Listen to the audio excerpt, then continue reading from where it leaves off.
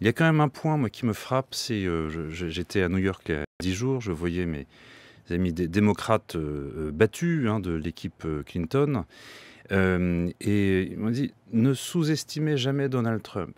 Il est possible qu'il, fasse ses 2 mandats». Pourquoi? Parce qu'il a une capacité, d'abord, il n'a pas de limite, il a une capacité incroyable à créer de la diversion. Et je me demande dans quelle mesure cette opération aujourd'hui n'est pas une diversion extraordinairement réussie. Pourquoi? Il a le procureur Mueller, à ses basques. Il est pas loin de trouver Il faut quelque chose rappeler peut-être de... pourquoi, Édouard Oui, Tétrault. pardon, oui, le procureur Mueller, c'est, pour l'affaire, de l'ingérence russe. Il y a tout le premier cercle de Donald Trump qui est actuellement visé par une enquête, et les uns les autres commencent à négocier. Plutôt que d'avoir la perpétuité, ils vont balancer, pardon, le président américain.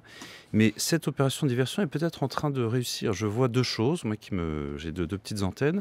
Le New York Times aujourd'hui n'est pas outragé comme l'est, la presse, occidentale sur le mouvement, et très factuel, il dit: «Ben voilà, Jérusalem va être la capitale, les Palestiniens sont pas très contents».